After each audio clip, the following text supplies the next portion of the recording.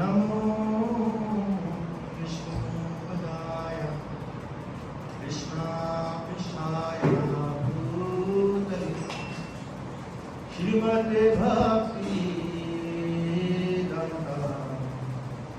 स्वामी नामिने नमो विष्णुपदाय कृष्णाय भूतले श्रीमते भक्ति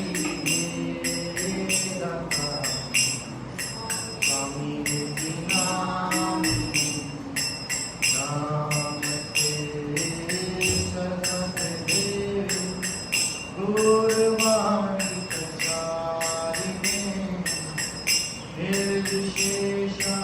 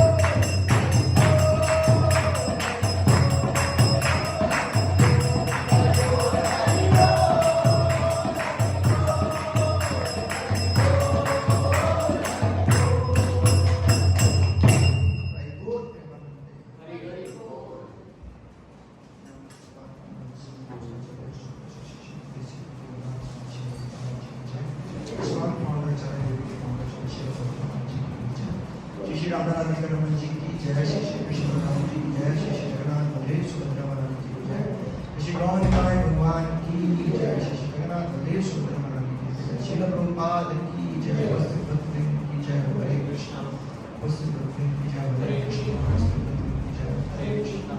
ऑल वरिष्ठ श्री श्री गुरु भगवान और श्री श्री प्रभुपाद जी की जय। अच्छा लगे तो कृष्णा ये पर से तो नहीं अच्छा करके अनंत कोटि Krishna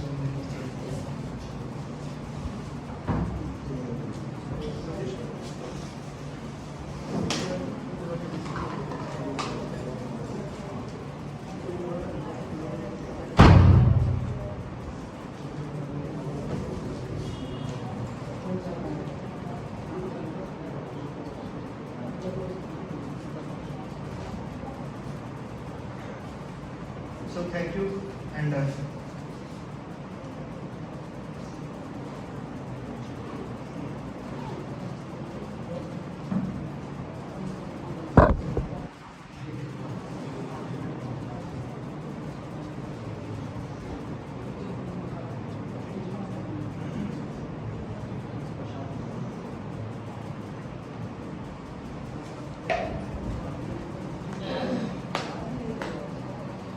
so Hare Krishna. Thank you for coming in the class. कुछ लोग नए हैं ना जी, तो हम उनका स्वागत करेंगे एक बार हरे कृष्णा बोल। हरे कृष्णा कृष्णा कृष्णा हरे हरे, हरे राम राम राम हरे हरे। और कुछ लोग बड़े दिनों बाद आए हैं, तो एक बार हरे कृष्णा बोलेंगे। हरे कृष्णा कृष्णा कृष्णा हरे हरे, हरे राम राम हरे हरे। और कुछ बंद जो रोज हर बार आते हैं उनके लिए हरे कृष्णा कृष्णा कृष्णा हरे हरे, हरे राम राम हरे हरे। तो अदरवाइज कहीं हम भी कभी कभी आएंगे, हमारे लिए भी हरे कृष्णा सही बात नहीं है, सबको कुछ करना चाहिए। नहीं, एक बार जगत प्रभु जी के लिए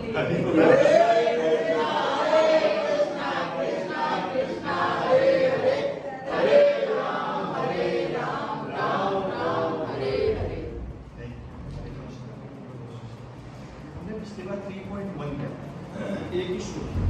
आज भगवद गीता का हम 3.2 करेंगे। तो अभी जो नया है ना, वो हमने भगवद गीता स्टार्टिंग से स्टार्ट करी थी। कभी एक श्लोक होता है, कभी दो, कभी छोटे छोटे होते हैं तो 4-5 हो जाते हैं। तो हमारा कंसेप्ट होता है कि समझ में आए कि बोला जाता है कि ज्ञान अर्जित करने से कुछ होता नहीं है बेसिकली, अगर उसको आचरण में ना लाए। तो the main thing is implementation. If you don't implement that knowledge, तो इकट्ठा करके करोगे भी क्या, फिर पता क्या बन जाएंगे, फिर अहंकार आ जाता है। और कुछ नहीं होता कि मेरे को भगवद गीता के 500 श्लोक याद है, 700 श्लोक याद है, 50 में इकट्ठा होती है बात का। तो उसको अपनी ज़िंदगी में उतारना बहुत इंपॉर्टेंट है। बोला जाता है कि भगवद गीता को या रामायण और रामचरितमानस और भागवतम, कोई भी ऐसे ग्रंथ होते हैं, अगर उसका एक शब्द में अपनी ज़िंदगी में उतार लिया तो ज़िंदगी सफल हो सकती है, एक शब्द में। पर वो शब्द आप मत चुनना, वो सीनियर सुनेंगे भैया ये शब्द। जैसे आप रावण के बारे में पढ़े थे, उसको लिखा वो शराब पीता था, और बोला हमने ये शब्द जिंदगी में होता तो ऐसा नहीं होना चाहिए। जैसे एक बार एक ना आदमी था, वो डेली क्या करता था, मस्जिद जाता था। कितनी बार कुरान पढ़ते हैं दिन में? 5 टाइम्स, है ना। तो बोला उसकी डेथ हो गई, तो वो उसका बेटा एक दिन भी मस्जिद नहीं जाता, सही महीने भी जाते। वहाँ के मौलवी वाले उसके घर जाते हैं कि भाई इसका पापा तो बड़ा अच्छा बनता, ये तो मस्जिद ही नहीं आता, एक बार तो आ जाए। उसके घर जाते हैं, कहते हैं कि बेटा आप आते नहीं हैं, भगवान को तो याद करना चाहिए। कहने वो लिखा हुआ है कुरान में मस्जिद में नहीं जाना चाहिए। कहते कुरान में लिखा, मैं तो मौलवी हूँ, हम तो पढ़ाई नहीं है, कितनी बार पढ़ चुके हैं। कहने लिखा, कह रहा दिखा सकते हो बेटा, दिखा देते हैं। उन्होंने देखिए उर्दू में लिखा और मंडा लिखा होता है कि मस्जिद नहीं जाना चाहिए, मौलवी भी कुछ पेश कर आगे लिखा होता है बिना हाथ पाँव धोए। तो आधी अधूरी नॉलेज भी डेंजरस होती है, अलिटल नॉलेज इज डेंजरस। तभी बोला जाता है कि भक्ति होती है अपने मन से नहीं होती, कभी भी किसी के संरक्षण में रहकर होती। यानी कि अगर आप किसी से सीखे बगैर भक्ति करने का प्रयास कर सकते हो, तो बिल्कुल वही वाली बात हो जाएगी कि एक सोम वाले की बिल्डिंग है और उस पर आप रेंग के चलने का प्रयास करें, और एक बंदा है जो किसी के संरक्षण में जाके भर्ती कर रहा है, बोले वो दरवाजा फटाक से उड़ गया। अब वो रेंग के जहाँ पे पता नहीं ऊपर पहुंच हुआ होगा तो निकाल दोगे। तो अगर किसी के संरक्षण में करोगे, जैसे मैं कल एक श्लोक पढ़ा रहा था तो उसमें लिखा हुआ था भगवान की अहेतु की कृपा या भक्तों की अहेतु की कृपा। तो जब हम भक्ति करने का प्रयास करते हैं, क्योंकि हम सब लोग क्या कर सकते हैं, सिर्फ प्रयास कर सकते हैं और कुछ भी नहीं कर सकते, और कुछ भी नहीं कर सकते। जैसे मैं कीर्तन, मेरे को कीर्तन करना अच्छा नहीं लगता। मैं कल भी एक क्लास दे रहा था, अभी आपके सामने दे रहा। तो कीर्तन करते करते मेरे मन में थॉट आ रहा था, क्या इस कीर्तन से भगवान प्रसन्न कर हो गया नहीं होगा, कि क्या मैं भगवान की शुद्धि, मतलब भगवान की प्रसन्नता के लिए कीर्तन कर रहा हूँ, या कीर्तन एक गले की एक्सरसाइज, हाँ कितना अच्छा सुरीला गा रहा हूँ और कितने सारे भक्त आगे भी जा रहे हैं, कितने सारे भक्त सुन रहे हैं। तो भक्ति किसके ऊपर डिपेंड करती है? भक्ति डिपेंड करती है आपकी चेतना क्या है, कि आप किस कॉन्शियसनेस से यहाँ पे बैठे हैं और यहाँ बैठे हैं। जो यहाँ बैठे हैं ना, वो तो बहुत ही अच्छा है, टॉप क्लास, क्योंकि आप तो बिना किसी मोटिव के बैठे हैं। आपको यहाँ बैठने को पैसे मिल रहे हैं? आप सोच लीजिए, आपका नाम क्या? कोई पैसे मिले आपको? या आने वाले टाइम में मिलेंगे? तो बिना किसी मोटिव के बैठे हैं ना, यानी कि आपको अच्छा लग रहा है। आपको अच्छा लगने का मतलब हो रहा है यानी कि भक्त प्रसन्न हो रहा था, भगवान तो प्रसन्न हो गए होगा। लेकिन हो सकता मेरे लिए मोटिव हो यहाँ पर कि मेरे को ऊंची सीट मिली है, पूजा लाभ प्रतिष्ठा, देखा हमें कुछ भी मिले, तो हो सकता है भगवान आप सबसे बहुत ज़्यादा प्रसन्न हो गए और शायद मेरे से प्रसन्न ना हो। तो जब हम ऐसे इंटेंस डिजायर करके भगवान को पुकारने का प्रयास करते हैं ना, कि भगवान प्लीज़ मेरे में भी ऐसे दुखी हूँ कि मैं भी आपको सच्चे मन से याद कर पाऊँ, तो भगवान को जल्दी प्रसन्न। उसके लिए क्या करना होता है? सिंपल रहना होता है। सिंपल कैसे रहेंगे? भक्तों की शरण में रहेंगे। सिंपल लेने का मतलब ये नहीं होता कि बड़ी धोती पहन के आना, ये बढ़िया से धोती पहन, बढ़िया से कुर्ता रखना, नो प्रॉब्लम। सिंपल रहने का मतलब होता है अपने आचरण से, अपने व्यवहार से, अपनी लाइफस्टाइल से सिंपल रहना, ठीक है? यानी कि किसी को भी अननेसेसरी हर्ट नहीं करना, जहाँ तक हो सके कम बोलना, ऐसी बहुत सारी चीज़ होती है। आने वाले टाइम में बताऊँ। तो आज भगवद गीता का 3.2 श्लोक लेते हैं।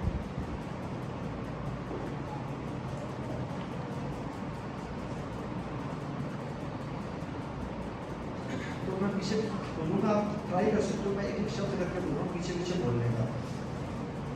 व्यामीशेण इव वाक्येन बुद्धि मोहायसी इव मे तत् एकम वद निश्चित ये श्रेय अहम आप्नुयाम। तो मैं एक बार पूरा श्लोक पढ़ने का प्रयास करता हूँ, आप सुन सकते हैं। व्यामीशेण एव व्यक्त्यन बुद्धिर्मोहसि एव मे तदेकतम वद निश्चयेन श्रेयः आप्नुयाम। तो इसका मतलब है आपके व्यामिश्रित अनेक उद्देश्यों से मेरी बुद्धि मोहित हो गई है, अतः कृपा करके निश्चित पूर्वक मुझे बताएं कि इनमें से मेरे लिए सर्वाधिक श्रेष्ठ क्या होगा। दोबारा सुनो, ध्यान से सुनोगे तो थोड़ा समझ आएगा। आपके व्यामनिष्ठ का मतलब होता है अनेक चीजें, यानी कि अनेक उपदेशों से मेरी बुद्धि मोहित हो गई। तो भगवान कृष्ण किसको समझा रहे थे? अर्जुन को समझा रहे थे, और उपदेश दे रहे हैं। उपदेश के अंदर तो हजारों बातें निकल के आती हैं, जैसे मैंने अभी 5-10 बातें बोली थी इससे पहले, शुरू होने से पहले। तो बोल रहे हैं अतः कृपा करके निश्चित पूर्वक मुझे बताएं इनमें से, देखना प्रभु एक बार दरवाजे को, कोई बात नहीं, तो वो परीक्षा लेकर थोड़ी कर दी क्योंकि इन्वर्टर नहीं है।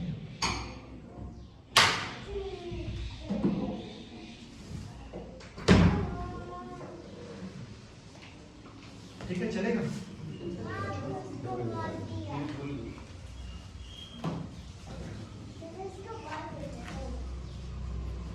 बारिश की वजह से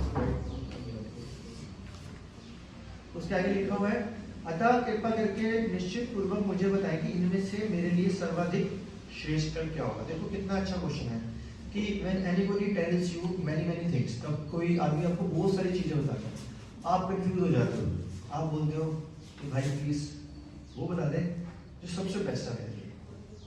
जैसे डॉक्टर के पास जाओ, बहुत सारे प्रिकॉशन बताते हैं, इतना तो नहीं कर सकता, जो कंपल्सरी है वो बता दो, वो जरूर बताओ। तो अर्जुन यहाँ पे क्या पूछ रहे हैं अर्जुन से कि जो सर्वाधिक इंपॉर्टेंट है, जो टॉप मोस्ट है, प्लीज उसका, तो इसके बारे में चर्चा करेंगे। तो तात्पर्य श्रील प्रभुपाद के द्वारा श्रील प्रभुपाद की जय। पिछले अध्याय में भगवत गीता का उपक्रम के रूप में सांख्य योग, बुद्धि योग, बुद्धि द्वारा इंद्रिय निग्रह, निष्काम कर्म योग तथा नव दीक्षित की स्थिति जैसे विभिन्न मार्गों का वर्णन किया गया था, किंतु उसमें तार्क में नहीं था। कर्म करने तथा समझने के लिए मार्ग की अधिक व्यवस्थित रेखा की आवश्यकता होती है। अतः अर्जुन इन भ्रामक विषयों को स्पष्ट कर लेना चाहता था, जिसमें सामान्य मनुष्य बिना किसी भ्रम के उन्हें स्वीकार कर सके। यद्यपि श्री कृष्ण वाक्य चातुरी से अर्जुन को चकराना नहीं चाहते थे, किंतु अर्जुन यह नहीं समझ सका कि कृष्ण भावान्वित क्या है, जड़ता है या सक्रिय सेवा। दूसरे शब्दों में अपने प्रश्नों से उन समस्त शिष्यों के लिए जो भगवत गीता के रहस्य को समझना चाहते हैं, कृष्ण भावनामृत का मार्ग प्रशस्त कर रहे हैं। तो एक बार हम मंगलाचरण करेंगे। मंगलाचरण का मतलब होता है वही गुरु को प्रणाम, उसके बाद इसको एक्सप्लेन करेंगे। ओम ज्ञानतिमिरन्दस्य ज्ञानाञ्जनशलाकया चक्षुरुन्मीलितं तस्मै श्रीगुरवे नमः।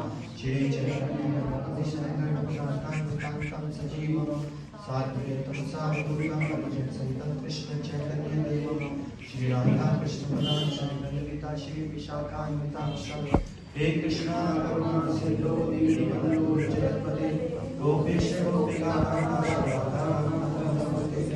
तप्त कांचन गौरांगी शिवादेवी वृंदावनेश्वरी वृषभानुसुते देवी नमामि हरिं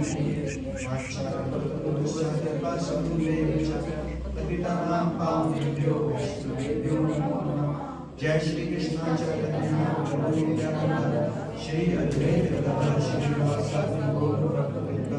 हरे कृष्णा कृष्णा कृष्णा हरे हरे, हरे राम राम राम हरे हरे। नमो विष्णुपदाय कृष्णेशाय भूतले श्रीमते भक्तिवेदांत स्वामी नमः।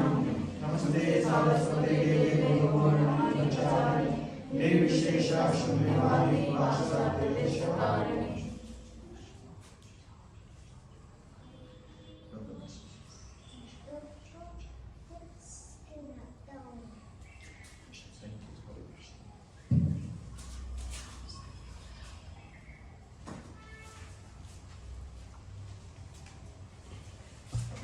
तो हमने थर्ड अध्याय का नाम है कर्म योग। तो बेसिकली कर्म योग की हिंदी होती है, योग का मतलब होता है प्लस योग और कर्म का मतलब काम। तो ज्यादातर जिन्होंने भगवद गीता को पढ़ा नहीं है, वो हरिदर्शन बुक के अंदर एक पर्चा निकलता था, उसमें लिखा होता फल की चिंता क्यों करते हो तुम, बस वो 4 5 6 10 20 डायलॉग लिखे होते हैं। तो लोग सोचते हैं यही भगवद गीता, ऐसा बिल्कुल नहीं है। ठीक है, इसको बोलते हैं अलिटर नॉलेज इज डेंजरस। अदरवाइज इतने छोटे से पर्चे में अगर सब कुछ निचोड़ देना होता तो भगवान खुद अपने मुंह से इतना बड़ा क्यों बोलते? वो भी बोल देते 2 लेने हैं जिंदगी में, बस ये काम खत्म हुआ। तो ऐसे इसीलिए बोला जाता है कि जब हम भक्ति किसी के संरक्षण में रह के करते हैं, जिसने कुछ सीखा हुआ है, अपनी जिंदगी में इम्प्लीमेंट किया हुआ है, तब हम समझ पाएंगे कि हम इन ग्रंथों को कैसे जिंदगी में उतार सकते हैं। तो सिर्फ पहले वाले श्लोक में हमने हिंदी बता रहा हूँ। अर्जुन ने कहा था, हे जनार्दन, हे केशव, यदि आप बुद्धि को सकाम कर्म से श्रेष्ठ समझते हैं तो फिर आप इस घोर युद्ध में क्यों लगाना चाहते हैं?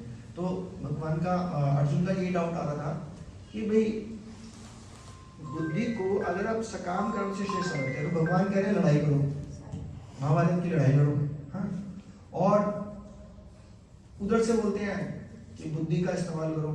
भैया मैं तो बहुत करती हूँ, बुद्धि तो कहती है कि मेरे एक तरफ पितामह खड़े हैं, गुरुजन खड़े हैं, भाई खड़े हैं, चाचा मामा ताया ये वो, कैसे मालूम है इनको? मैं हर बार जब ये क्वेश्चन पूछता हूँ तो मैं ये बोलता हूँ कि अगर आपको कोई बोले प्रवीण जी आपका नाम क्या, आपके पीछे प्रवीण जी आपके फादर हैं अभी घर में बड़ा मदर, अगर मैं बोल दूँ चलो मैं मदर का तो नहीं बोलूँगा, सपोज जब आपके फादर थे उनको बोलूँ आपको जस्टिस नहीं दे रहे, अगर कोई पॉइंट में जस्टिस नहीं दे रहे तो थप्पड़ मारूंगा, आप मारोगे नहीं मारोगे, कभी भी नहीं मारोगे। हो सकता है बड़े भाई को भी ऐसा मानना है, पिता तो ये हो जाएगा। तो भगवान अर्जुन को कह रहे मारो नहीं, जान से मारो, थप्पड़ नहीं, जान से मारो, और एक को नहीं मारो, सबको मारो। मैंने क्या क्या बोलूं, किसके लिए? राज्य के लिए, सिर्फ राज्य के लिए। तो मैं स्लाइड को बंद कर सकता हूँ, वीडियो दोबारा करनी पड़ेगी, कोई इशू नहीं आ रहा वीडियो में। हाँ दोबारा वीडियो बनाने पड़ेगी, फिर ज़्यादा समझते हुए आ जाएगा।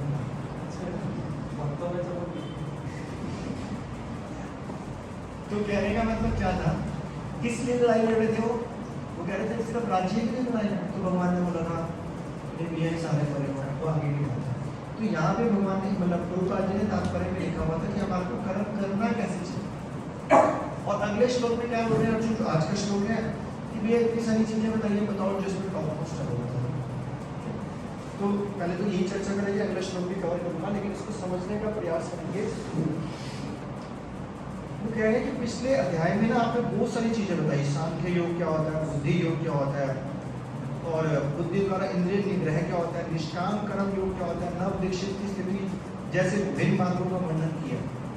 अगर आज आप सांख्य योग पढ़ने का प्रयास करोगे ना तो शायद जमीन निकल जाएगी उसको समझने में।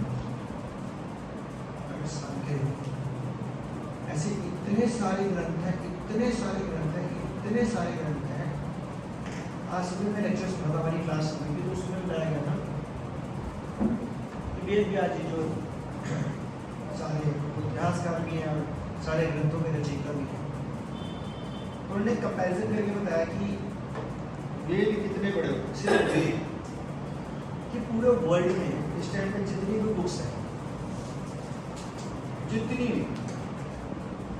लिखी हुई या बोली हुई, कई बुक्स लिखी नहीं हुई, कहीं सिर्फ ऑडियो फॉर्म में, कहीं प्रिंटेड नहीं है, सिर्फ क्लाउड्स में है, न्यूज़ में है, जितना भी कंटेंट लिखा हुआ है तो ऐसी करोड़ों बुक्स है। हर एक चीज़ के ऊपर रिसर्च हो रखी है, हर चीज़ के ऊपर, व्यक्ति के पार्टिकल के ऊपर भी रिसर्च हो रखी है, वायु में, अग्नि में, सब्जेक्ट्स तो छोड़े हो, फिजिक्स के अंदर करोड़ों करोड़ों बुक्स हैं, लेकिन अरबों अरबों पेजेस कंटेंट, उन सबको खत्म कर दिया जाए, जीरो कर दिया जाए और सिर्फ एक आदमी को बोल दिया जाए ये सब कुछ लिख दो आप अकेले, तो वो भी इतना कंटेंट लिखा, इतना बड़ा कंटेंट। तो we should always thankful to Ved Vyas ji की इतने बड़े ग्रंथ दिए, और इतने बड़े ग्रंथ देने के बावजूद भी, इतना कंटेंट लिखने के बावजूद भी वो सेटिस्फाइड नहीं है। क्या खुशी नहीं? कोई एक बंदा एक बुक लिख दे ना जिंदगी में और चल जाए तो वो ना नाचने लग जाए, अभी एक बंदा लाखों करोड़ों एक ही बुक देखे। उन्होंने अरबों किताबें, करोड़ों किताबें लिख दी, इतने ग्रंथ लिख दिए, लेकिन वो खुश नहीं। वो आगे की स्टोरी है, शॉर्ट में बताता हूँ कि नारद मुनि मिले, नारद भगवान के भक्तों को तो ग्लोरीफाई नहीं किया आपने, भगवान की लीलाओं के बारे में बताया नहीं आपने ये पुराण, ये उपनिषद, ये कर्म, ये सांख्य योग, ये अंदर इतना डेप्थ में चले गए, कलयुग के लिए तो कुछ समझ ही नहीं पाएंगे। तो उन्होंने फिर श्रीमद् भागवत लिखा, तब उनको वैल्यूशन। तो कहने का मतलब उन्होंने यही बोला कि इतने सारी चीजें दे दी आपने मेरे को, क्या दे दिया, सांख्य योग, बुद्धि योग, बुद्धि द्वारा इंद्रिय निग्रह, निष्काम कर्म योग, किंतु उसमें जो रिजल्ट चाहिए था कर्म करने तथा समझने के लिए मार्ग की अधिक व्यवस्थित रूपरेखा की आवश्यकता होती है। एक होता है कि मैं आपको दे दूँ 50 चीजें करने के लिए, ठीक है, जैसे कि मैं आपको दे दूँ 50 चीजें करने के लिए या 500 चीजें करने के लिए, ये भी करना है, ये भी करना है, ये भी करना है, ये करना है, ये करना है, मुझे आप बोलोगे ठीक है कर लेंगे, आप बोल रहे हो, लेकिन एक सिस्टम तो बता दो करना कैसे है, इसकी रूपरेखा डिजाइन कर दो ना, तो सिमेट्रिकली हम करेंगे जैसे हम बचपन से करते हैं। पहले प्ले स्कूल में जाएंगे, फिर नर्सरी में जाएंगे, फिर केजी में जाएंगे, फिर 12वीं में जाएंगे, फिर बीटेक करेंगे, फिर एमटेक करेंगे, फिर लाइक दिस। एक रूपरेखा तैयार है ना हमारे लिए। तो बिना रूपरेखा के कोई भी काम को करना बहुत मुश्किल है, बहुत मुश्किल है। तो अर्जुन ये कह रहे हैं मेरे को इतना तो सब कुछ बता दिया, रूपरेखा तो बता दो। अर्जुन इस भ्रामक विश्व को स्पष्ट कर लेना चाहते थे जिसमें सामान्य मनुष्य बिना किसी भ्रम के उन्हें स्वीकार कर सके। तो अर्जुन, मैंने बार बार बोला है कि अर्जुन कौन है? हम हैं, यानी कि कौन है? मैं हूँ। हर जगह कृष्ण किसको उपदेश दे रहे हैं? मुझे। क्योंकि अर्जुन ने क्वेश्चन किसके लिए पूछे? मेरे लिए पूछे। हमारे को अगर सारी इतनी सारी भक्ति चीजें बताया, अभी भी देखो खासकर हिंदू धर्म में एंडलेस संप्रदाय, एंडलेस मार्गदर्शन देने वाले, अलग अलग फिलॉसफी। बंदा कहते हैं कहाँ जाऊँ, कुछ समझ नहीं आ रहा, क्या हनुमान जी की पूजा करने से सब कुछ ठीक हो जाएगा? काली माता की तो करी नहीं, वो शीतला माता रह गई, अरे पीपल को जल नहीं चढ़ाया, बाप रे बाप, पीपल को जल चढ़ाया था तो मैंने 10 वाले को छोड़ ही दिया, वो तो गुरु है, गुरु नहीं हुआ तो काम करना। अरे ये तो कर दिया, लेकिन शिव जी तो रह गया सोमवार का, शिव जी नारायण को तो क्या होगा? बाप रे बाप, शनि की चल रही थी, तेल तो चढ़ाएगा। ये तो नहीं चुनिंदा होता है। आप सब सच सच बताना, दिमाग में चलता है कि सबका चलता, ज्यादातर जो भक्ति में नहीं है। तो ये कितने देवी देवता है हमारे, कितने बताए में कितने देवी देवता है? 33 करोड़। अभी मैंने नहीं, वो कुछ लोगों ने वीडियो वो देखे 33 कोटि, वो कोटि नहीं है, करोड़ ही है। वो आप अमोलीला प्रभु जी की एक वीडियो देखना, वो क्लियर हो जाएगा। और अभी मैं प्रूफ भी कर दूँगा, अभी भी प्रूफ कर दूँगा कि 33 कोटि नहीं है, 9 तो देवियाँ ही, 9 देवियाँ। उन 9 देवियों में शीतला माता नहीं आती, संतोषी माता नहीं आती, तो ऐसे देवियाँ गिनोगे ना तो कई 100 हैं, तो 33 तो वैसे गेम खत्म हो जाती है। फिर चंद्रमा, सितारे, हर सितारे का अपनी एक वैल्यू है, वो जो पूजा के लिए होता है, हवा, अग्नि, यज्ञ करते हैं ना, ऐसे करते करते करते करते 33 करोड़ है। हर मैंने उस दिन लेक्चर में बताया था, ये पल्लव, ये सॉरी आईब्रो पे लाने के लिए देवी देवता चाहिए, पल्लव फूट आने के लिए देवी देवता चाहिए, ये देवी देवता, इतने देवी देवता। हम क्या गिनते हैं? इतने सिर्फ 8, 10, 15, 20, 25, 30, दैट्स इट। बाकियों के बारे में कैसे छुपेंगे? उनके बारे में तो पता ही नहीं है। अगर शनि महाराज नाराज हो जाते हैं, राहु जी नाराज हो जाते हैं, तो जिनके बारे में पता ही नहीं है, वो कह रहे भैया जय तो बोल रहे वाली, चल तेल मत चढ़ा, पानी मत चढ़ा, जय तो बोल दे।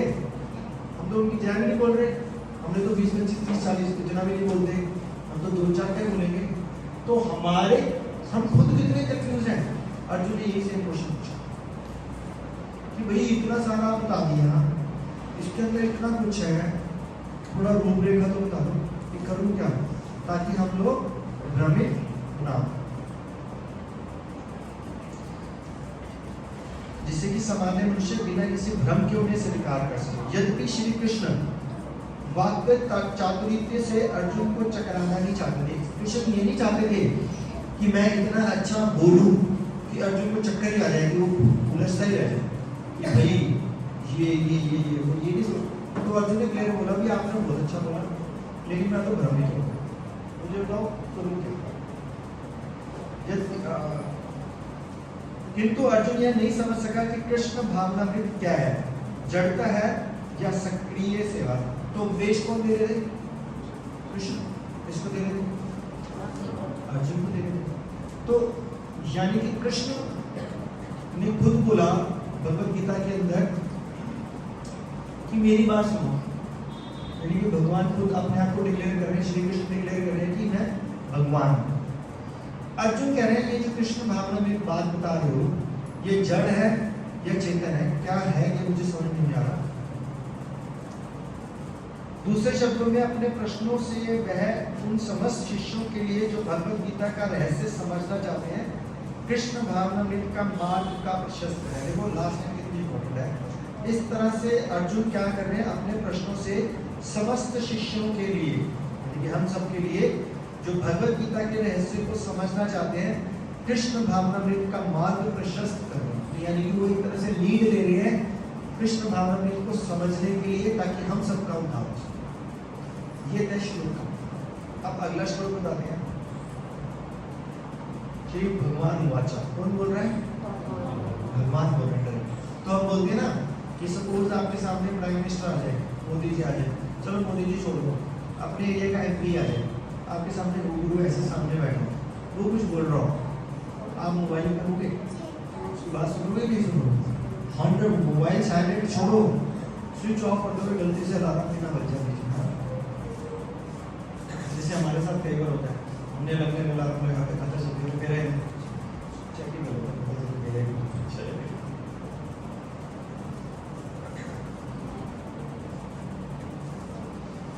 तो अब क्या पूछ रहे हो? भगवान, तो भगवान बोल रहे हैं, तो अर्जुन बिल्कुल अटेंडेड। आप सबके भी कान खड़े हो जाने चाहिए, क्योंकि कौन बोलने वाले हैं? भगवान। क्या बोल रहे हैं? लोकेनस्मिन् द्वैद्विद विद्या निष्ठा पूरा प्रोक्ता मया नघा ज्ञान योगेन सांख्यानां कर्म योगेन योगिनां। श्री भगवान ने कहा, हे निष्पाप अर्जुन, मैं पहले ही बता चुका हूँ कि आत्मा साक्षात्कार का प्रयत्न करने वाले 2 प्रकार के पुरुष होते हैं। कुछ इसे ज्ञान योग द्वारा समझने का प्रयत्न करते हैं, तो कुछ भक्ति में सेवा करते हैं। तो भगवान क्या कह रहे हैं कि अर्जुन को बोल रहे हैं निष्पाप, क्योंकि तुमने कोई पाप नहीं किया होगा। मैं पहले ही बता चुका हूँ कि आत्म साक्षात्कार, यानी कि जो आत्मा के ज्ञान को समझना चाहता है, आत्म साक्षात्कार का एग्जैक्ट मतलब होता है सेल्फ रियलाइजेशन। हम सबकी जिज्ञासा होनी चाहिए कि मैं हूँ और मैं पैदा क्यों हुआ, और पैदा करके मैं कर क्या रहा हूँ। अगर ये वाला क्वेश्चन पूछोगे ना, कल भी मैं लेक्चर दे रहा था, तो मैंने बोला कि गृहस्थ जीवन में चले जाते हैं हम सब, 10 से नवी गृहस्थ बच्चे हैं। गृहस्थ जीवन के एंड में आता क्या हमारे पास? ठीक है, वाइफ है, हस्बैंड है, बच्चे हैं, फिर हम दादा बन गए, ससुर बन गए। तो ये उपलब्धि ले ली हमने, क्या ये सब कुछ करते करते हम भगवान को प्रसन्न कर रहे हैं? बिजनेस कर रहे हैं, बढ़ा रहे हैं, कुछ दान पुण्य भी करते थे। तो क्या हमारी जिंदगी का मोटिव सिर्फ यही था? कोई कहना चाहता है कि मेरी जिंदगी का मोटिव सिर्फ यही है, मैं बढ़ाऊँ, पैसे करूँ और शादी करूँ, बच्चे करूँ, फिर बच्चों की शादी करूँ, फिर उनके बच्चों को देखूँ, फिर दादा बनूँ? This is the motive of human life. नहीं। तो ये पहले संत ये डाउट पूछते थे संतों से, मतलब जो ह्यूमन बीइंग है आज के डेट में कोई ये डाउट ही नहीं पूछता। हम पंडितों के पास पता है क्यों जाते हैं? बिजनेस सही नहीं चल रहा, हेल्थ प्रॉब्लम हो जा रहा है, बच्चे पढ़ नहीं रहे, घर का बनेगा, गाड़ी को बनेगी, व्यवहार कर सके, यही मैक्सिमम यही प्रॉब्लम हो रही होती है यार। 2, 4, 10, 20, 50 नहीं वो प्रॉब्लम होती है। लेकिन कभी किसी कुछ सोच कर देखना, सत्संग करना, अगर किसी को नहीं ना मैंने बोलना तो ऊपर नहीं बोलना बिना झिझक के। आज तक मैं अपना भी एग्जाम्पल दे सकता हूँ, हम मंदिर में जाते थे, पंडित जी बैठे होते थे, मत्था टेकते थे, पंडित जी के पास जाते थे, हाथ आगे बढ़ाते थे, चनावली हाथ में आता था, चनावली देते थे, जो 5-10 रुपये डालने डाल दिए, वापिस आ गए। यही नहीं करते थे। कभी पंडित जी के पास बैठ के बड़ा आत्म साक्षात्कार का ज्ञान पूछा,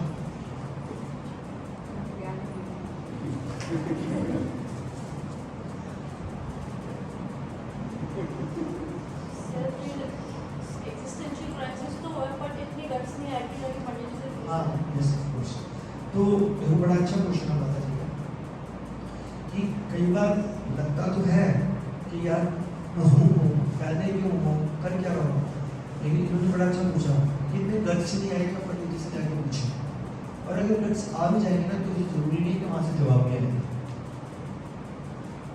क्योंकि वो खुद बुरा मत मानना, मतलब मैं ब्रॉडली बोल रहा हूँ, सब मैं अपोज नहीं कर रहा, मैं जनरली बात कर रहा हूँ। वो खुद बोल रहे होते हैं कि आपके ग्रह खराब चल रहे हैं, ये पूजा कराओ, ये हवन कराओ। तो कोई आत्म साक्षात्कार का ज्ञान छोड़ना है। किसी ने बोला आपको कि भाई मैं भगवत गीता समझो, रामायण को जिंदगी में उतारो, राम राज्य के लिए शोर करते, पहले खुद राम राज्य के निवासी बनने का प्रयास करो, खुद तो सच्चे बनो। हाँ, मैं तो चलो ओपनली बोल नहीं सकता मोस्टली, लेकिन अर्जुन ये वाला क्वेश्चन क्यों पूछ रहा है और भगवान ये आंसर क्यों दे रहे हैं कि मैंने कई बार बताया।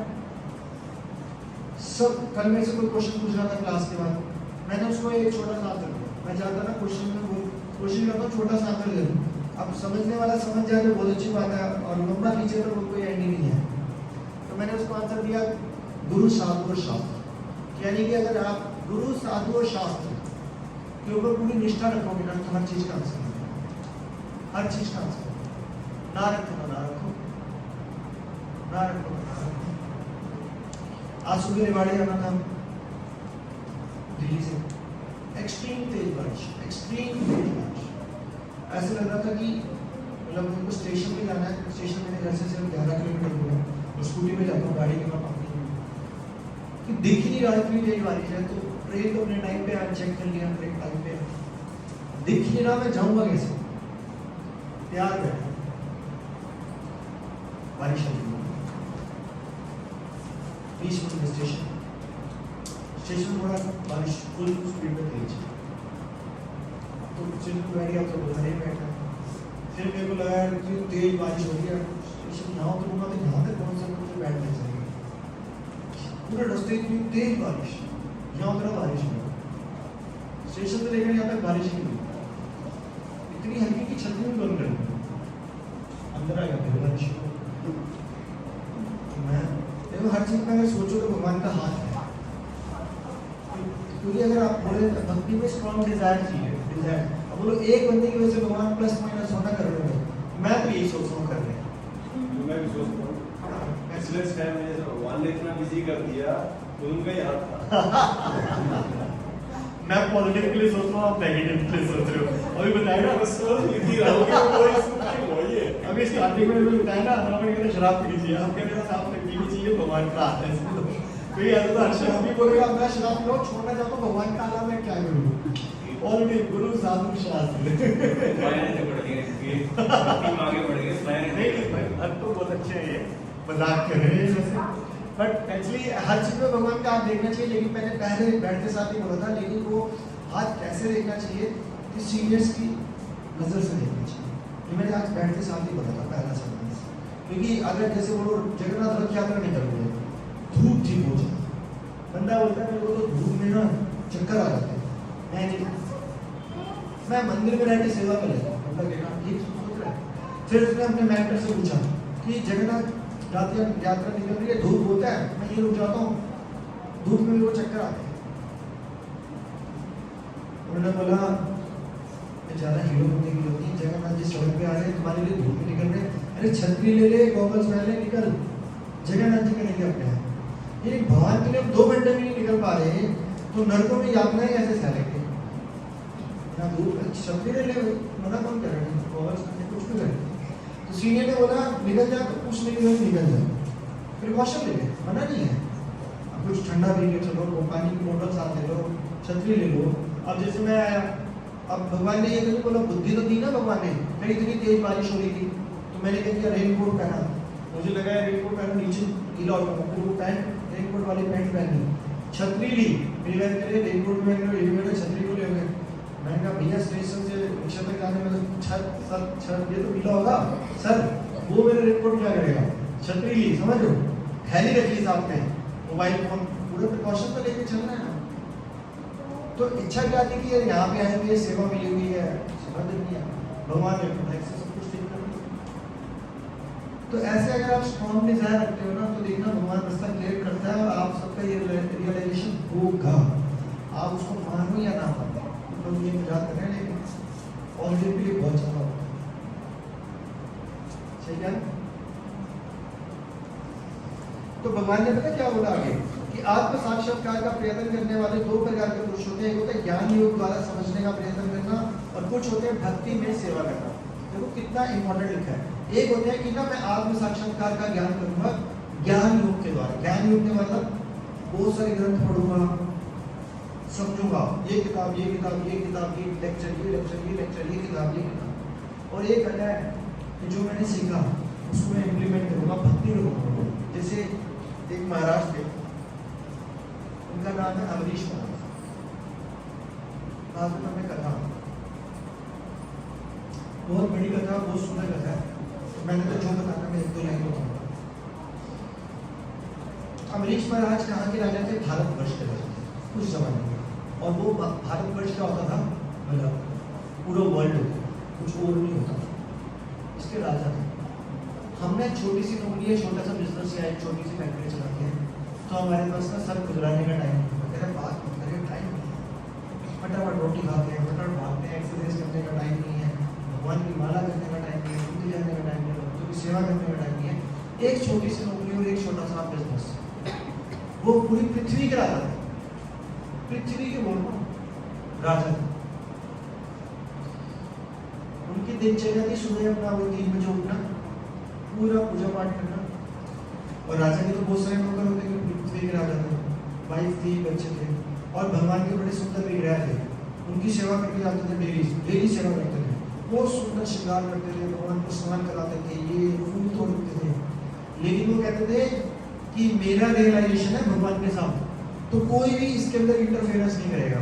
एक दिन उनकी वाइफ एक गुड़वा पानी का भर के रखा ही, क्योंकि भगवान को स्नान कराने के लिए पानी तो चाहिए होगा। उन्होंने स्नान करा लिया, पानी तो मैं लाया नहीं था, पानी कहाँ से आ गया? फिर उन्होंने पूछा पानी पर गया वाइफ को, कह रहे भाई आप अपने घर वाले से, मेरा भगवान के साथ संबंध है, उनका सब कुछ मैं ही करूँगा, सब कुछ मैं ही करूँगा। नौकर फूल तोड़ के लाते थे, मैं ही तोड़ के लाऊंगा, फूल भी मैं तोड़। हमारे लिए नेक्स्ट टाइम पॉसिबल है। मैं जगन्नाथ जी के घर में, हमारे घर में क्या, मेरे घर में जगन्नाथ जी के घर में मैं रहता हूँ, तो मैं वाइफ को बोलता हूँ भैया ये कर दिया, बच्चों को बोलता हूँ थोड़ा ये कर दिया, मेरी बात के काम होगा, मेरे काम होगा, इतना टाइम भी होता है, इतनी हेल्थ नहीं है, करना नहीं होता। वो क्या सोच रहे हैं? एक राजा थे, वो रोज भगवान को क्या करते थे, भूख लगाते थे, नारियल लाते। अब उनको पता था कि उस बाग में ना सबसे बढ़िया कार्य है, तो बोला था भगवान को द बेस्ट चीज देनी चाहिए, क्योंकि हमारा ये थॉट नहीं आता। जैसे शुरू में हम गोपाल जी के लिए, हमारे घर में गोपाल जी जगन्नाथ जी बात में, तो गोपाल जी के लिए ड्रेस लाते थे, अच्छा ठीक ले लेते हैं, 50 रुपये की, 100 रुपये की है, 20 रुपये की है। बाद में पता चला कि भगवान जी के लिए द बेस्ट होना चाहिए, तो द बेस्ट होके लाओ, जितना आपकी पॉकेट अलाउ है।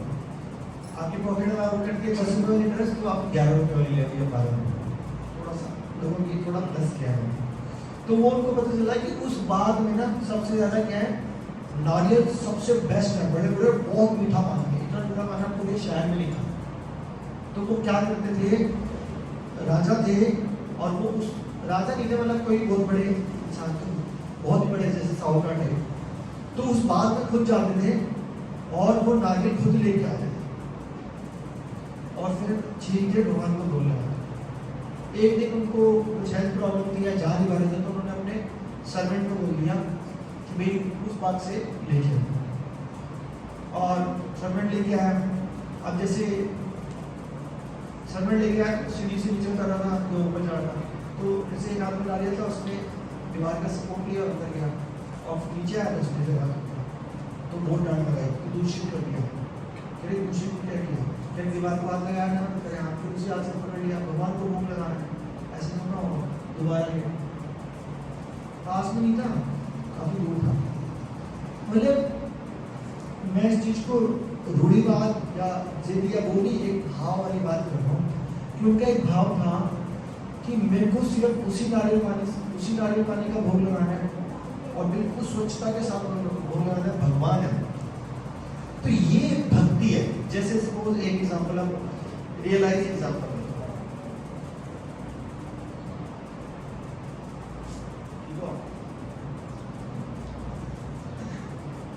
जैसे अनिल प्रभु के मैं घर गया, ये अनिल प्रभु दिल्ली है, अनिल प्रभु ने मेरे को फोन किया, प्रभु जी मैं दिल्ली आ रहा हूँ, क्या आप कल फ्री होंगे? तो मैं को आ जाऊँगा। मैंने कहा हाँ बाई चांस मैं फ्री हूँ, आ जाओ, बहुत अच्छा, लंच मेरे साथ ही करें। नहीं लंच नहीं करूँगा, अभी थोड़े देर मिल लूँगा आपसे सिखाऊँ। मैं कहा नहीं यार दिल्ली आ रहा हूँ, लंच नहीं करोगे ऐसे कैसे? तो मैंने ठीक है, कह रहे अच्छा प्रभु जी आप रिक्वेस्ट कर दूँगा जरूर करूँगा। तो मैंने क्या किया, मेरे को कुकिंग तो बहुत अच्छी आती नहीं है, जो मुझे एक चीज़ सब्जी अच्छी बनानी आती थी, जैसे सपोज मुझे कढ़ाई पनीर बनाना था या हलवा बनाना था, तो मैंने अपने हाथ से इडली बनाया। कह रहे गाड़ी से प्रभु जी आके हमारे को हर रोज स्टेशन यही छोड़ते हैं, बना पिछली बार तो उन्होंने ट्रेन मिस करवाया सब सही है, ऐसे लगाई गाड़ी तो अपने हाथ से कर, और फिर प्रभु जी को मैंने सर्व किया अपने हाथ से। मैंने बोला प्रभु जी ये 2 आइटम मैंने अपने हाथ से बनाया। और अगर मैं बोल देता, सपोज मेरे घर में सर्वेंट होता, मेरे घर में सर्वेंट नहीं है, मैं लड्डू ठीक बना, बोलता कि ठीक है एक वक्त आ गया आपका, ऐसे करो पनीर की आइटम बना लो, दाल बना लो, मीठे में देख लेना कुछ भी जो सही लगे, जो आराम से बन जाए। फिर मैं इनको बोल देता, मैं इनके साथ बैठता और सर्वेंट को बोलता सर्व करो, और एक मैं इनको अपने हाथ से सर्व, जमीन आसमान का फर्क होता है। तो क्या अगर हम भगवान के लिए अपने हाथ से कुछ करें तो क्या भगवान को पता नहीं चल रहा? तो ये हो गया भक्ति, इसमें ज्ञान नहीं है, इसमें ज्ञान नहीं है। तुम्हें बोल सकता फिर ज्ञान लेने की क्या जरूरत है? जब तक हम ज्ञान नहीं लेंगे ना तब तक हमारे पता नहीं चलेगा कि भक्ति करनी है इसमें, क्योंकि सीख तो वही है। तो यानी कि ज्ञान लेके उसको इम्प्लीमेंट नहीं किया, यानी कि उसको कृष्ण भावना नृत्य नहीं बनाया, तो उस ज्ञान का फायदा ही क्या? जैसे आज सुबह वाली क्लास में उसको बोल रहे थे कि आपको इस सेंटर में आना है, इस्कॉन रेवाड़ी के सेंटर में आना अपने घर से, आप जैसे अमनगढ़ी से आए हैं ना, अब आपको अमनगढ़ी से यहाँ तक का रास्ता पता है, आप आगे अगर सपोज मेरे जैसा बंदे को बोलो कि अमनगढ़ी जाना है, मुझे नहीं पता रास्ता, अच्छा मुझे भी कोई बिठा गया तो मैं आपके वहाँ पर पहुँच गया, मैं करा नहीं, तो मैं हुआ कि मुझे तो रास्ता ही नहीं पता, कहाँ जाऊँ, इधर जाऊँ, इधर जाऊँ, इधर जाऊँ, इधर जाऊँ। तो अगर मेरे को ये पता होगा कि अमनगढ़ी का रास्ता क्या है और क्या नहीं है, तभी मैं अपने डेस्टिनेशन पे जाऊंगा ना। तो यानी कि आपको पता होना चाहिए कि क्या चीज सही है, क्या चीज गलत है, इसके लिए क्या कीजिए। अगर गलत है तभी तो उसको इग्नोर करोगे। अब एक बच्चे को बचपन में सिखाया जा रहा है, जैसे मैं अपने एक फ्रेंड के घर जाता था तो वो बचपन से ही मतलब वो गाली देते हैं, अपने घर में बड़ी कॉमन गाली देते हैं, जैसे चलती है ना, तो हम लोग नहीं, तेरे पापा भी है, तेरे छोटे से बच्चा भी है, वो ऊपर नहीं गाली दे रहा है, कह रहे ये तो लैंग्वेज ही है ना, तो लैंग्वेज भारी गालियाँ दे रहा है घर में, तो इसके पापा है गाली निकाली है, चल देखिए पापा भी देते हैं मतलब, और 7-8 साल का बच्चा था, वो भी पापा से बात करे गाली देके, और उसको भी पिंच नहीं हो रहा। मैं को भाई क्या हो क्या है, कह रहे लैंग्वेज ही तो है, इसमें प्रॉब्लम क्या है, तो पता ही नहीं है ये गलत है। जब तुमको पता है जाके इंटरव्यू में वही गाली देके बात करो ना, अगर बातें करनी है तो इंटरव्यू में करो लैंग्वेज है, वो कहेगा भाई पढ़ो अपना। जैसे मेरे सामने एक स्टूडेंट बैठा हुआ है, मतलब पूरा मना हरियाणा गया, अब हमारे दिल्ली में तो थोड़ा सा हरियाणा में थोड़ी क्या वो ठेठ भाषा खड़ी भाषा, वो बोलता है जितेंद्र बताइए जरा, जितेंद्र मेरा वैसे दूसरा नाम मैं आप योर सर, तो कह रहे नाम से बुलाऊंगा, कह रहे हम अपनी माँ को नाम से बुला रखे, मैंने कहा है, कह रहा अच्छा लेकिन तू एक बात बता, तू कैसे आप होते, कह रहे हम अपने घर में माँ को भी तू ही बोल देते, तू बात सुन भाई, घर में वो ये मतलब ट्रेनिंग लेने आए हो, इंटरव्यू में बोलोगे, कह रहे नहीं, मैं कैसा ना पता है तुम्हारे को, तू नहीं बोलना सर बोलना, यहाँ पे अपना ऐसा है। तो भगवान के साथ रेसिप्रोकेट ऐसे ही कुछ भी कैसे भी ऐसे पता है लेकिन क्यों नहीं करते,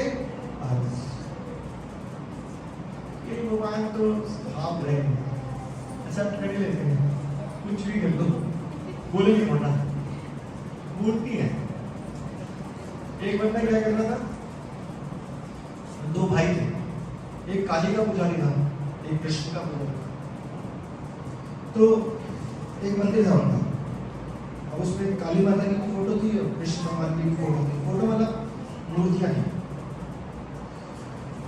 तो काली माता वाला भक्त ना रोज धूप जलाता था, और जो कृष्ण का था वो धूप नहीं जलाता था, वैसे प्रणाम करता था। तो एक दिन उसको लगा काली माता के भक्त को, दोनों भाई थे, यार धूप तो मैं जलाता हूँ, ये इसकी खुशबू तो कृष्ण को ले रहे और वो जो मेरा भाई है वो नहीं जला रहा, तो काली माता को खुशबू तो आई नहीं, तो मतलब मैं क्यों करूँ कृष्ण के लिए। उसने उठा के कृष्ण भगवान को ऊपर दिया मंदिर में, अब धूप दिखा रहा है, खुश हो रहा है। अब जब धूप दिखा रहा है तो धुआं तो ऊपर ही जाता है, धुआं ऊपर गया, अब विग्रह थे मतलब मूर्ति मतलब होते विग्रह, विग्रह तो पूरे प्रॉपर स्टैचू टाइप होते हैं, उनके नोज भी होते जैसे गॉड जी को देखो भी नोज भी है, नॉस्ट्रिल्स भी बने हुए हैं। तो वो जो धुआं था मतलब जो फ्रेगनेंस थी उनके नाक के अंदर जाती भगवान के, उसको आग लगती, कह रहा धूप मैं नहीं खा रहा हूँ, खुशबू ये ले रहा है, ये गलत बात है। इतने में भगवान प्रकट हो गए, उसको आशीर्वाद दिया, कह रहा मैं तुम्हारी भक्ति से बहुत खुश हूँ, कह रहे एक्सक्यूज मी मैं आपकी भक्ति का नहीं बुला रहा, मैं काली माता की कह रही नहीं, धूप तो आप ही जलाते हो, कह रहे यही तो प्रॉब्लम थी, धूप मैं जला रहा था, काली माता ने खुशबू आपको लग थी, मैंने तो ऊपर रख दिया, अब आप मजे ले रहे थे, कह रहे इसी से तो मैं परेशान हुआ। कह रहे नहीं वो मेरा भाई है जो आपकी पूजा करता है, मैंने कभी पूजा नहीं करी आपकी, कह रहे लेकिन मैं परेशान आपसे ही हूँ। कह रहे क्या किया क्या मैंने, कह रहे धूप जला रहे हो, कह रहे मैं काली माता के लिए जला रहा हूँ, कह रहे लेकिन तुमने ये तो सोचा ना कि मैं खुशबू ले रहा हूँ, इसका मतलब तुम सोच रहे हो कि मैं साक्षात खड़ा हूँ, और वो सोच रहा है कि मैं मूर्ति हूँ, वो रोज मूर्ति को प्रणाम करता है, तो इसको रियलाइज करो इसमें ज्ञान कहाँ से आता है। लेकिन अगर हमारे पास ज्ञान है, तो मैं एक छोटा स्टोरी फॉर्म में बताया, भगवान छोटी छोटी चीजों को इतना रेलिश करते हैं जो हम समझ ही नहीं पाते, छोटी छोटी चीजें, छोटी छोटी चीजें। आपने प्रसादम सर्विंग कर दी ना किसी को बड़े प्यार से, तो हो सकता है भगवान आपकी इसी चीज से खुश हो जाए, तेरे भक्तों की सेवा कर रहा है। आपने जैसे माता जी कुकिंग में इतना हेल्प करती है, सब्जियां काटती हैं और वो भक्त करते हैं, तो भगवान खुश हो जाएंगे, यार ये रोज खिचड़ी प्रसाद के लिए सब्जियां काट रही है प्रभु जी माता जी, हाँ कितना होता है। हम लोग दिल से आते हैं, प्रभु जी कहते हैं मैं छोड़ के आऊँगा, हमेशा ही मैक्सिमम यही छोड़ के आते हैं, भागते हैं, मतलब भाई जब कभी गाड़ी में भागने लगे 99% प्रभु जी कहते हैं हम छोड़ के, समझ लो हम तो बोलेंगे ठीक है थैंक यू प्रभु जी, हरे कृष्ण, भगवान प्रसन्न हो जाएंगे। लेकिन ये भी कहाँ से सीखा कि क्लासेस में आए हैं, भक्तों की सेवा करनी चाहिए, भगवान के साथ आना, तो ये ज्ञान है, लेकिन ज्ञान से ज्यादा इंपॉर्टेंट क्या है, भक्ति, भक्ति में सेवा। तो आगे प्रभुपाद जी का तात्पर्य देखते हैं,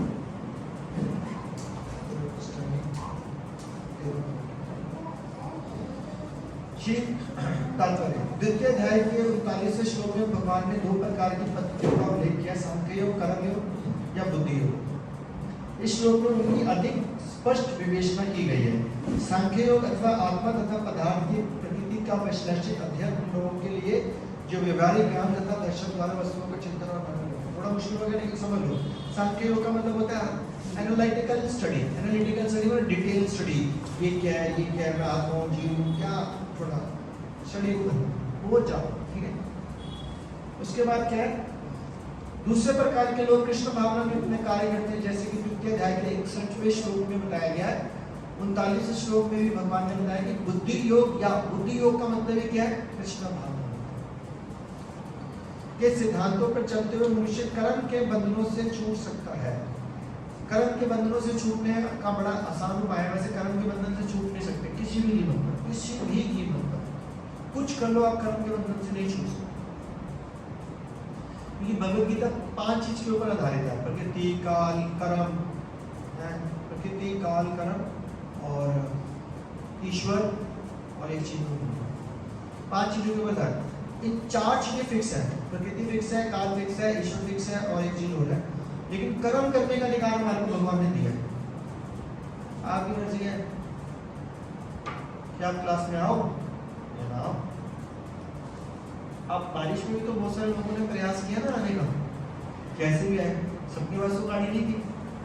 कोई रिक्शा से आया होगा, कोई छतरी पकड़ के आया होगा, कोई रेन कोट पहन के आया होगा, कोई हल्का हल्का भीगते हुए आया होगा। और उनको ये भी नहीं पता, जैसे कई माता जी भी हैं, उनको ये भी नहीं पता कि यहाँ से जाते हुए कितनी तेज बारिश हो सकती है। क्या मतलब अभी रुकी हो, बाद में कैसे जाएंगे? तो लेकिन भगवान इस प्रयास से खुश हो गए होंगे। तो क्या है आगे लिखा उन्होंने 39वें श्लोक में भगवान ने बताया कि बुद्धि योग कृष्ण भावनामृत के सिद्धांतों पर चलते हुए मनुष्य कर्म के बंधनों से छूट सकता है अगर कृष्ण भावनामृत को हम अपनाएं। तो हम अपनाएं कि कैसे? बुद्धि योग, बुद्धि के लिए थोड़ा सा ज्ञान अर्जित करना पड़ेगा और उसको इम्प्लीमेंट भी करना पड़ेगा। तो कृष्ण भावनामृत ऐसी क्या चीज है कि जिसको आप अपनाए तो कर्म के बंधन में नहीं फंसेंगे? तो बड़ा सिंपल सा आंसर है कि कुछ भी करें लाइफ में, कुछ भी करें। जैसे प्रवीण प्रभु जी की, आप बताओ आपका नाम क्या है? सुनील प्रभु जी, आप बताओ आपकी दिनचर्या में मोटा मोटा बताओ, शॉर्ट में क्या क्या करते हो सुबह से लेकर रात तक? शॉर्ट में। सुबह 4 बजे उठता हूँ, फिजिकल एक्सरसाइज करता हूँ, खाना ब्रेकफास्ट करके कंपनी आ गई, शाम को और कुछ। अब जैसे सुबह आपने फिजिकल एक्सरसाइज करी, अब फिजिकल एक्सरसाइज तो भक्ति नहीं है ना, वो तो आप अपनी हेल्थ के लिए कर रहे हैं ना, लेकिन वो भी भक्ति होती है अगर इसको कृष्ण भावनामृत बना दिया जाए। आप बोलो मैं कृष्ण भावनामृत करके कैसे एक्सरसाइज कर सकता हूँ? तो ये सोचो कि भगवान ने दिया शरीर, तो ये शरीर मेरा है नहीं, किसका है? भगवान का। तो जो भगवान की चीज़ है उसको मेरे को हेल्दी रखना पड़ेगा, इसलिए मैं एक्सरसाइज कर रहा हूँ। ये थॉट ले आओ बस, तो ये भक्ति कर रहे हैं हम एक्सरसाइज, लेकिन है नहीं। मैं कंपनी में जा रहा हूँ, मेरे को 8-10 घंटे काम करना पड़ेगा, मेरे को किसी के ऊपर चिल्लाना ही पड़ेगा, डांटना ही पड़ेगा, क्योंकि काम है, पोर्टफोलियो अपना कुछ करना ही पड़ेगा। लेकिन भगवान ने मुझे सेवा दी है, क्योंकि मेरे अंदर कोई योग्यता नहीं है, लेकिन भगवान ने मुझे बुद्धि दी है, तब मैं इस कंपनी को चला रहा हूँ या कंपनी में जॉब करता हूँ। बट तो मेरे को जॉब बड़े अच्छे से करनी है, क्योंकि मेरा काम ना ऑनेस्टी से, क्योंकि भगवान कहते हैं जो सत्य है फॉलो करता हूँ मैं बड़ा प्रसन्न होता हूँ। तो मुझे अपनी ड्यूटी को बहुत अच्छे से करना है, तो भगवान प्रसन्न हो जाएंगे आपसे। कर रहे हो जॉब, लेकिन भगवान के लिए कार्य हो गया, और उस जॉब से जो धन अर्जित होता है वो कहते हैं धन भगवान ने दिलवाया है, भगवान को ऑफर करते हो। यानी कैसे ऑफर करना होता है? यानी कि आपने भगवान के सामने अपनी सैलरी की, आजकल लोग कह रहे हैं बैंक अकाउंट में जाती है, फिर भी अगर कैश आ रहा है तो भगवान के सामने रखा कि भगवान आपकी लक्ष्मी है, आपको समर्पित कर रहा हूँ, मेरे को कोई योग्यता नहीं है, और आपने मुझे जो रिस्पॉन्सिबिलिटी दी है, दे रखी है, माँ बाप, घर बार, ठीक है, बीवी बच्चे, उसको पालन करने के लिए मैं इस लक्ष्मी का प्रयोग करूँ। यानी कुछ पैसा कमाया वो भी भगवान का कर रहे हो आप इस्तेमाल, कृष्ण। आप सोते भी हो, बोला जाता है सोना जो होता है तमोगुण होता है, मृत्यु के समान होता है, उसको भी ये बोलोगे मैं सो इसलिए रहा हूँ ताकि कल सुबह मैं 4 बजे उठूँ और आपके नाम का चिंतन करूँ, तो भगवान मैं इसलिए सो। तो सोना भी 6 घंटे भक्ति में हो सकता है, करा पूरा दिन वही सारा काम, लेकिन वो हो गया 24 आवर कृष्ण भाव। इस तरह से लाइफ चलेगी तो एक क्षण भी नहीं हो सकता कि आपकी लाइफ में कृष्ण गायब हो। कोई बोलेगा ऐसे कैसे, मतलब आप समझ में है ना, कोई बोलेगा भाई साहब ऐसे थोड़ा होता है 24 घंटे भगवान का नाम, 10 घंटे 12 घंटे की जो जॉब होती है, ट्रैवलिंग है, जाम है, ये है वो है। जब हम कृष्ण भावनामृत में नहीं आए थे तो जाम मिलता था, हमारे को आग लगती थी, अब जाम मिलता हम खुश हो गए, हर लेक्चर सुन रहे हैं, मजे से सुनते रहो, कीर्तन चल रहा है, इतना बढ़िया था, मजा आ गया। सही बात नहीं है, माला कर लेते हैं, गाड़ी में बैठे बैठे, मतलब जहाँ में फंसे तो क्या करेंगे, कुछ भी कर सकते हैं, हजारों चीज़ हो जाती है, श्लोक सुन लिया, पढ़ लिया, याद कर लिया, कुछ तो ये कृष्ण भाव। हमारे पास 5 मिनट हो रहे हैं, इसको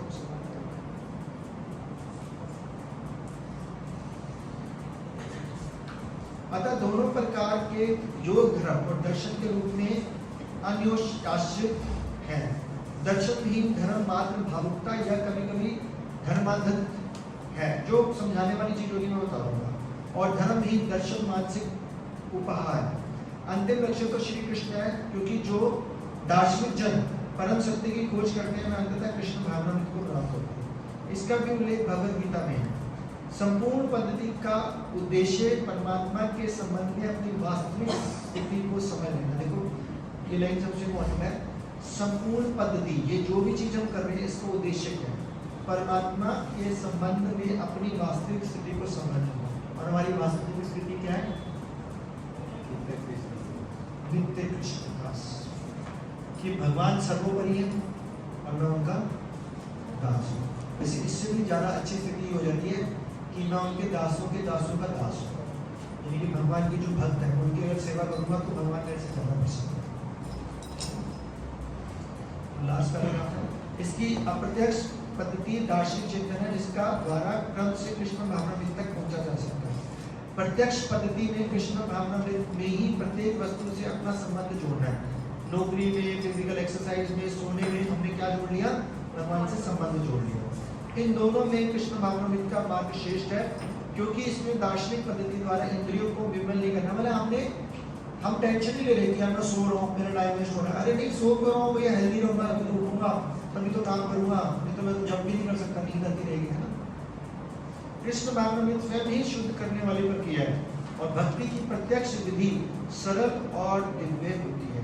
भक्ति में कुछ भी किया गया है वो सरल होता है और दिव्य होता है। भक्ति में कुछ भी किया गया है, भक्ति में अगर आपने मंदिर का टॉयलेट साफ किया तो वो दिव्य है,